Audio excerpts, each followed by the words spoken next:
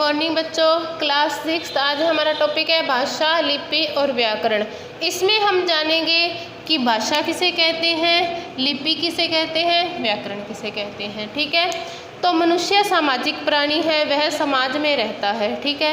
समाज में रहते हुए ऐसे उसे अपने विचारों और भावों को आदान प्रदान करने के लिए किसी न किसी माध्यम की ज़रूरत होती है। ठीक है। कैसे? जैसे हम आपस में बातचीत करते हैं तो किसी माध्यम से ही करते हैं। ठीक है। बोल के करते हैं, आप कहोगे कि बोल के करते हैं, बोल के करते हैं तो बोलने के लिए भी तो हमें कुछ ना कुछ चाहिए, तो उसके लिए हम अपनी भाषा का यूज करते हैं। ठीक है। अब घर पे कोई पंजाबी में बात करता है, हिंदी में करता है, कोई इंग्लिश में करता है, कोई बागड़ी में करता है, तो ये जो सभी माध्यम हैं ये किस में आएंगे? भाषा में आएंगे। ठीक है। तो भाषा की परिभाषा क्या लिखेंगे कि अपने विचारों का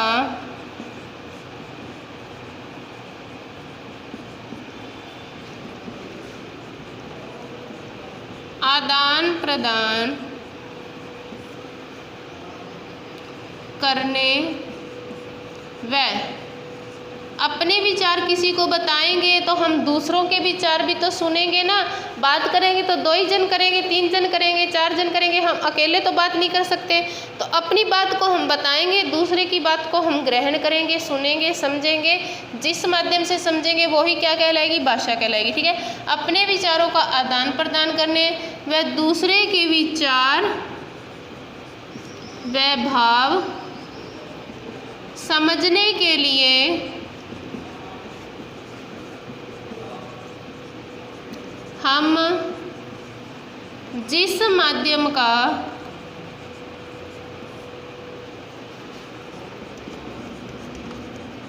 प्रयोग करते हैं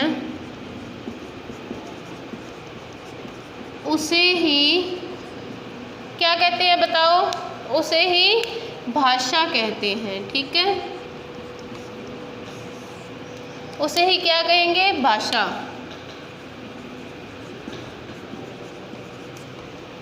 अब जैसे मम्मी ने बोला कि बच्चे तुम ये काम कर लो या अपने HW कर लो, आपस में 2 मित्र बात करें कि आजा आज हम बाजार चलते हैं, तो जिस माध्यम से आपस में बात हो रही है वो ही क्या है?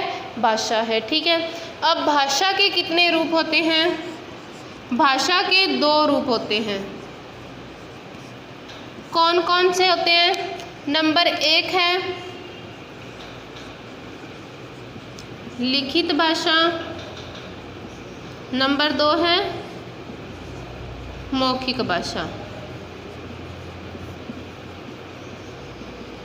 इसके अलावा भी भाषा का एक रूप होता है, तीसरा, वो कौन सा होता है? सांकेतिक भाषा। सांकेतिक भाषा। ठीक है। वैसे ज़्यादा प्रचलन में ये 2 ही हैं, लिखित और मौखिक भाषा, लेकिन सांकेतिक भाषा भी इसी का रूप है। ठीक है। अब लिखित भाषा में क्या होता है? जैसे इसके शब्द को पढ़ने से ही हमें समझ में आ रहा है लिखित, यानी जो लिखा हुआ हो। लिख के किसी को अपनी बात को बताना किस में आएगा? लिखित भाषा में आएगा। ठीक है। मौखिक, मौखिक यानी मुख से बोली जाने वाली ध्वनि या भाषा को ही क्या कहेंगे? मौखिक भाषा कहेंगे। अब सांकेतिक भाषा किसे कहेंगे? सांकेतिक यानी जो आदमी बोल नहीं सकता, लिख नहीं सकता, तो वो अपनी बात तो करेगा ही ना, तो किस माध्यम से करेगा? इशारों के द्वारा। ठीक है। संकेतों के द्वारा अपनी बात को समझाएगा, तो वो किस में आएगा? सांकेतिक भाषा में आएगा। ठीक है। तो अब हम देखते हैं नंबर 1 लिखित भाषा की। लिखित भाषा किसे कहते हैं?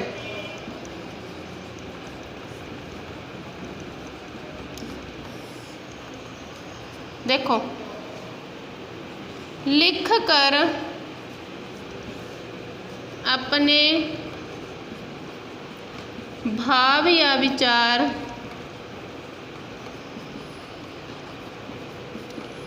प्रकट करना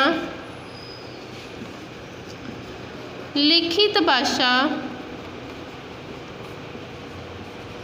कहलाता है। ठीक है। अब लिखित भाषा में कौन कौन से आते हैं एग्जाम्पल? जैसे समाचार पत्र, पुस्तक या पुस्तकें, ठीक है, और पत्र। ये किस में आएंगे? लिखित भाषा में आएंगे। ठीक है, अब समाचार पत्र भी हम पढ़ते हैं, वो लिखा हुआ होता है। पुस्तकें भी हम पढ़ते हैं, छपी हुई होती है। पत्र किसी को भेजते हैं तो लिख कर ही भेजते हैं। ये सब किसके रूप है? लिखित भाषा के रूप हैं। नंबर 2 है मौखिक भाषा। मौखिक भाषा, मौखिक भाषा यानी मुख से बोली गई, बोलकर अपने भाव या विचारों को प्रकट करना ही मौखिक भाषा कहलाता है। कैसे? जैसे बोलकर अपने भाव या विचार प्रकट करना मौखिक भाषा कहलाता है। ठीक है, इसमें क्या आएगा? मौखिक रूप में कैसे आएगा? जैसे भाषण देना। अब किसी को भाषण देते हैं तो वो बोलकर ही देते हैं, है ना। फिर है भाषण के अलावा गाना गाना। ये सब किस में आएगा? मौखिक भाषा में आएगा। सांकेतिक भाषा में अपने विचारों को इशारों के द्वारा या अपनी बात को संकेत के माध्यम से समझाना ही सांकेतिक भाषा है। तो भाषा में हमारे कितने भेद हुए? 2। ठीक है, लिखित और मौखिक। अब है लिपि। लिपि किसे कहते हैं? सभी भाषा की अपनी अपनी लिपि होती है। कैसे? जैसे कि हम भाषा को लिखने के लिए किसी चिन्हों का प्रयोग करते हैं तो उन चिन्हों को ही क्या कहते हैं? लिपि कहते हैं। ठीक है,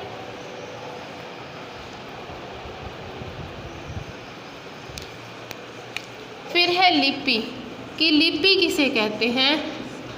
संसार में अनेक भाषाएं बोली जाती हैं। उन भाषाओं को लिखने के लिए जो चिन्ह निर्धारित किए जाते हैं, जो माध्यम होता है उनको लिखने का, वो क्या कहलाता है? लिपि कहलाता है। ठीक है, तो लिपि में क्या? भाषा को लिखने के चिन्हों को लिपि कहते हैं। ठीक है, हमारे मुख से जो ध्वनि निकलती है उसको लिखने के लिए कुछ चिन्ह निर्धारित किए जाते हैं, उन्हें ही लिपि कहते हैं। जैसे अपने अ बोलेंगे तो उसको लिखेंगे ऐसे अ। हमने बोला क तो ऐसे लिखेंगे। ये जो लिखने वाला रूप है यही क्या कहलाता है? वर्ण कहलाता है, लिपि कहलाता है। ठीक है, अब सभी भाषाओं की अलग अलग लिपि होती है। तो हिंदी की लिपि कौन सी है? यहाँ मैंने लिखा भाषा और यहाँ मैंने लिखा लिपि। ठीक है, हिंदी भाषा को लिखने के लिए हमारे पास कौन सी लिपि है? देवनागरी। ठीक है, फिर है भाषा पंजाबी। पंजाबी भाषा को किस लिपि में लिखते हैं? गुरमुखी में। फिर है हमारे पास इंग्लिश या अंग्रेजी। अंग्रेजी भाषा को किस रूप में, किस लिपि में लिखते हैं? रोमन लिपि में। ठीक है, ऐसे ही सभी भाषाओं की अपनी अपनी लिपि होती है। फिर है व्याकरण की। व्याकरण किसे कहते हैं? व्याकरण हमारे लिए सबसे ज़रूरी है। जब तक हमें व्याकरण का ज्ञान नहीं होगा हम भाषा को शुद्ध रूप से पढ़ना लिखना नहीं जान पाएंगे। तो व्याकरण की परिभाषा क्या होगी?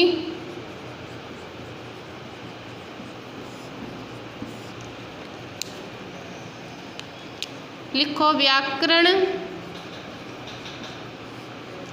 वह शास्त्र है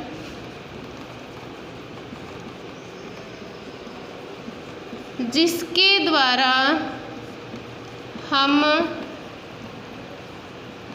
भाषा को शुद्ध रूप से लिखना व पढ़ना सीखते हैं। ठीक है, व्याकरण क्या है कि व्याकरण वह शास्त्र है क्योंकि व्याकरण में अनेक नियम होते हैं जिनसे हमें पता चलता है कि हम शुद्ध हैं या अशुद्ध लिख रहे हैं। शुद्ध यानी बिल्कुल सही रूप में, अशुद्ध यानी गलत रूप में। ठीक है, तो व्याकरण के द्वारा ही हम जान सकते हैं शुद्ध रूप से लिखना और पढ़ना। फिर है व्याकरण के कितने भेद होते हैं या व्याकरण के कौन कौन से अंग हैं। तो व्याकरण के कितने अंग हैं? 4।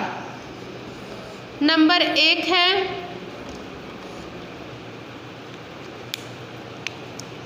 वर्ण विचार।